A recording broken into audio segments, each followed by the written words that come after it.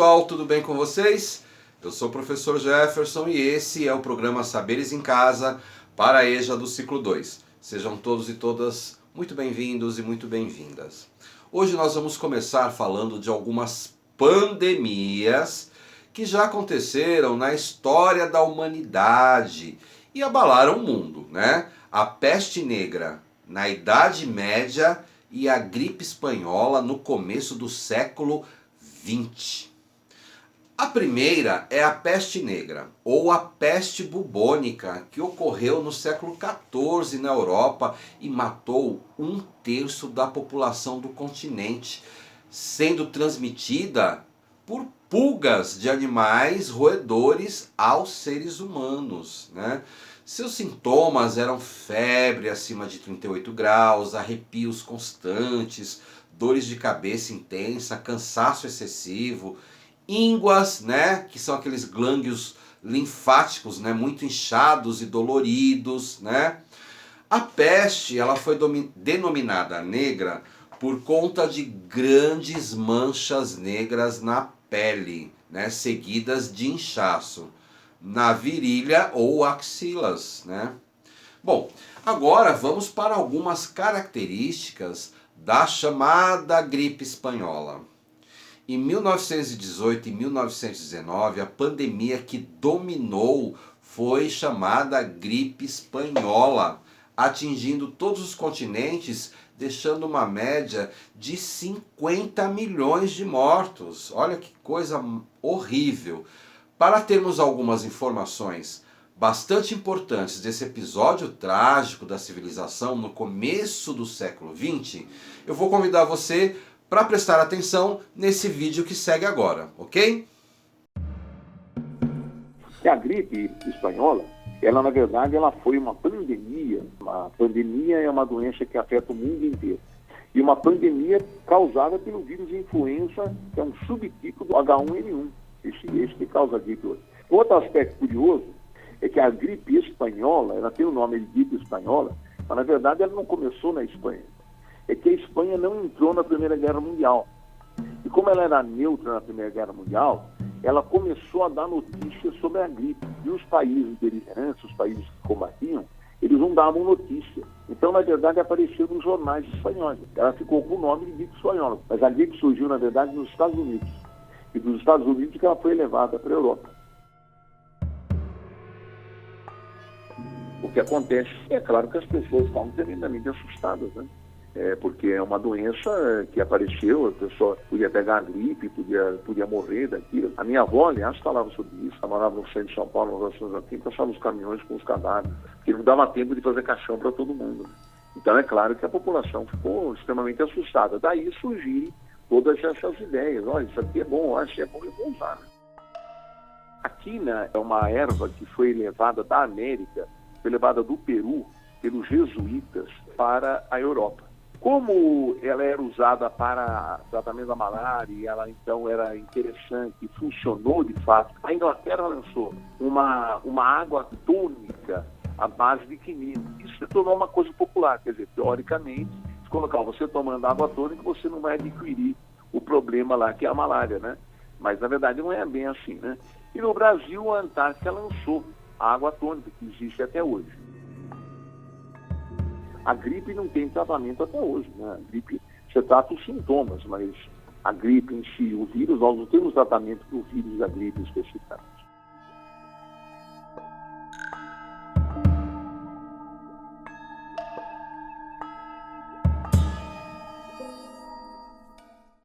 Para evitar o surgimento de novas doenças que podem se tornar pandemias e a sociedade ser pega de surpresa, uma das formas é respeitar a natureza e procurar preservar aí a biodiversidade e o seu ambiente, né? Vejam agora esse vídeo que eu vou trazer para vocês que demonstra esta preocupação.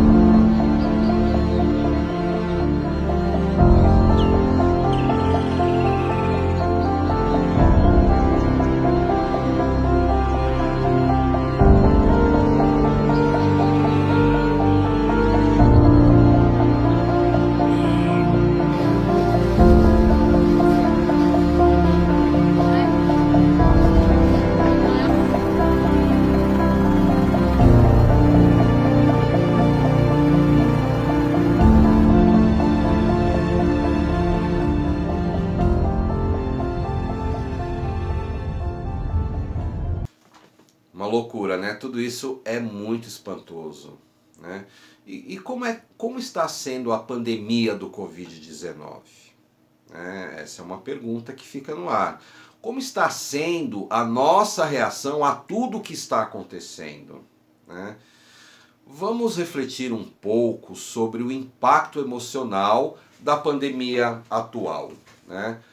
Com a pandemia, aprendemos a conciliar a família e o trabalho, não ceder a fake news, aprender a se proteger, ter maior consciência social, solidariedade, curtir a simplicidade, né? Usar a criatividade e dar importância à pesquisa científica, né? Isso é muito importante. E como ficamos no meio dessa pandemia? Nossas emoções e sentimentos, elas sobrevivem a tudo isso, né? Olha as perguntas para a nossa reflexão. As emoções, elas fazem parte do nosso cotidiano, sendo elas boas ou más. Necessitamos conviver com elas da melhor maneira possível e às vezes isso não é fácil. Quando temos que aceitar também o quadro emocional dos que nos cercam, né?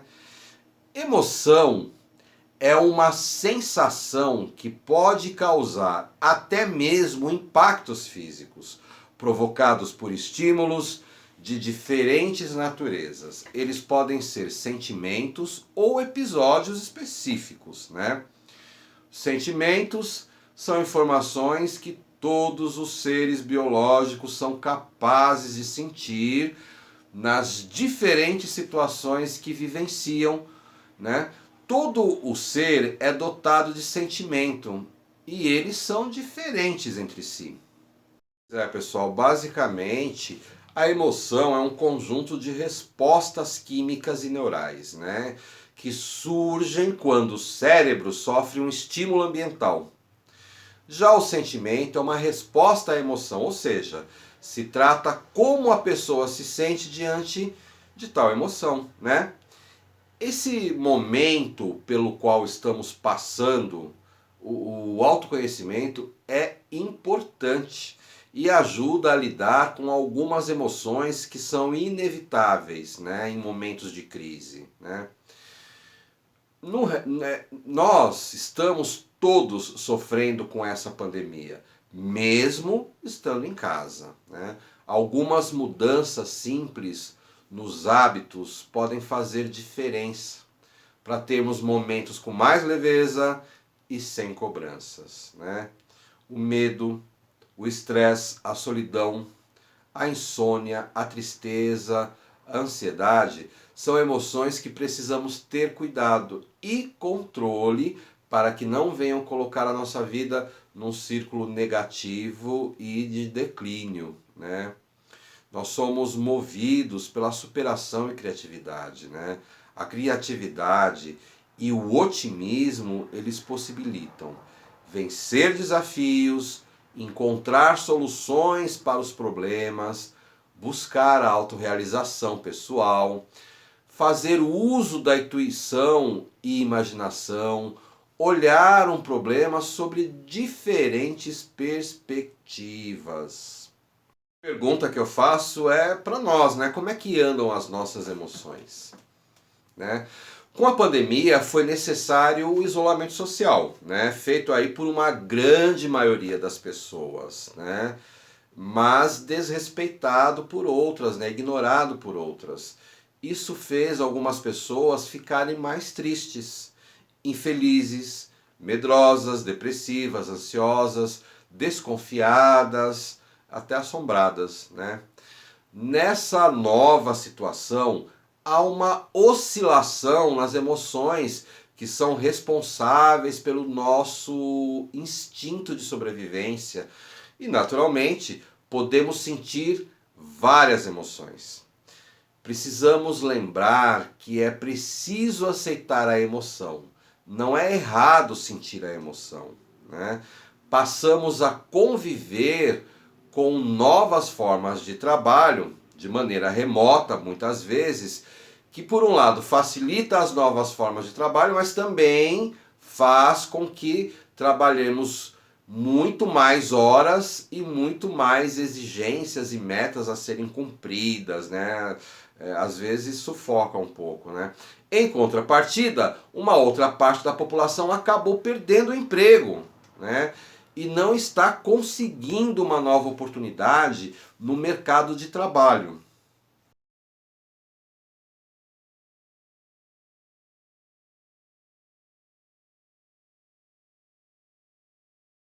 Quando tudo isso passou, a doença pegou de surpresa o mundo todo. O vírus se parecia com uma coroa e por isso lhe deram o nome de coronavírus. Mas a doença até hoje é chamada de Covid-19. Cientistas de todo o mundo se debruçaram sobre seus planos de trabalho para conter a propagação da doença. Guiados pela ciência, instruíam a população sobre a maneira mais prática de se proteger. Diziam: fiquem em casa, não saiam às ruas. Para evitar o contágio, todo mundo deveria manter uma certa distância uns dos outros. Lavem as mãos com sabonete, porque a ação dos detergentes destrói a gordura que envolve o vírus e assim ele morre. Outra coisa era de usar máscaras para proteger nariz e boca. E ficar em casa para evitar a propagação do vírus. A humanidade já havia passado por muitos momentos tristes muitas outras vezes. Era uma guerra também, porque as pessoas infectadas morriam em proporções exponenciais. A ciência nos alentava em cada momento, mas cedo ou mais tarde tudo iria passar. As músicas, os desenhos e todas as artes diziam isso também. Ser ou não ser? Eis a questão. As crianças indígenas, as crianças do interior e as das cidades compreendiam que o momento era difícil e aceitavam o que a ciência lhes dizia. As crianças poderiam fazer dentro de casa tudo o que faziam lá fora, mas o isolamento social era para não contaminar nem ser coroado pelo vírus. As cientistas e os cientistas elaboravam também fórmulas matemáticas para calcular o quanto de pessoas poderia morrer. Os cálculos traduziam o que a natureza estava revelando e eram muito úteis, uma vez que ajudavam a prever quantas vagas estariam disponíveis nos hospitais. E assim, caso não fossem suficientes, deveriam providenciar os hospitais de campanha para atender e tentar salvar o maior número de vidas possível. As cientistas e os cientistas varavam noites em seus laboratórios, procurando descobrir algo que fosse eficaz para imunizar e curar a doença. Mas o mundo começou a mudar. As pessoas começaram a olhar para o céu e para o chão em que pisavam e ver que a poluição estava diminuindo.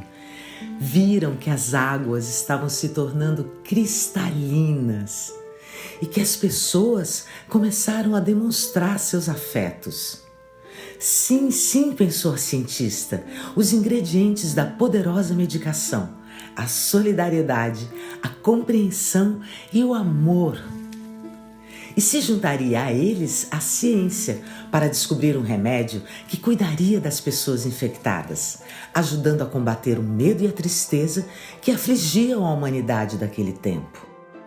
Como também toda a miséria, o egoísmo e o desamor que porventura ainda remanescesse. De nada adiantaria a passagem do vírus em forma de coroa se não houvesse provocado uma grande mudança no espírito humano. E assim, confiando na ciência, mais uma vez a humanidade superou aquele momento triste. Fim. O trabalhador, empregado ou desempregado, está no seu limite, né? E para muitos a única opção de atendimento médico é a saúde pública, né?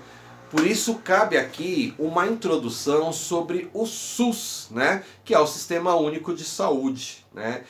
O SUS é instituído pela Constituição Federal de 1988, classificando a saúde como direito de todos e dever do Estado, regulado pela Lei 8080 de 1990. Né? Os princípios básicos norteadores do SUS, né? A universalidade, integralidade, equidade, descentralização e participação social, né? É o maior sistema público de saúde do mundo. O SUS proporciona acesso gratuito, universal e integral a todos os brasileiros ou não, em território nacional, aqui no Brasil, né? Cerca de 80% da população brasileira depende do SUS, que é estruturado da seguinte forma, né? Governo federal, estados e municípios, tá? Integram a estrutura do Ministério da Saúde a Fiocruz, a Funasa, a Anvisa, a ANS, Hemobras, o INCA, INTO e hospitais federais, né? As redes de atendimento que integra o SUS envolve a estratégia saúde da família, composta por agentes comunitários atendendo em casa, muitas vezes, postos de saúde, unidades básicas de saúde, que são as UBSs, né? Unidades de pronto atendimento, os UPAs, né? UPA, unidade móvel de urgência, né? Que é o SAMU, hospitais municipais, estaduais, federais, universitários. O SUS viabiliza de forma gratuita o maior programa de vacinação e transplantes de órgãos do mundo. Olha que coisa maravilhosa. As dificuldades geográficas e sociais se somam à falta de recurso e à má gestão, né?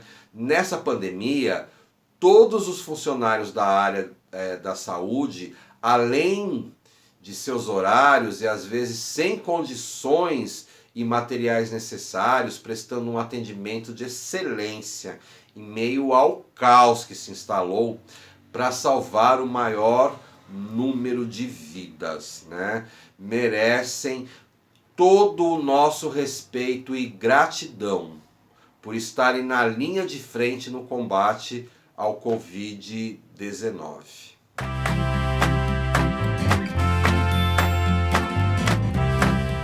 Agora que nós já falamos um pouco sobre as pandemias que aconteceram aí pelo mundo, né? Falamos um pouco sobre o SUS, eu vou propor aí uma atividade para vocês. É uma proposta, ok, pessoal? Então, o que você consegue montar uma tabela trazendo alguns dados sobre a gripe espanhola, em que ano ela surgiu, quanto tempo ela durou, né? Sobre a peste negra, em que ano ela surgiu, quanto tempo ela durou, né? Sobre o Covid-19, por exemplo, você pode fazer uma comparação, um comparativo, né?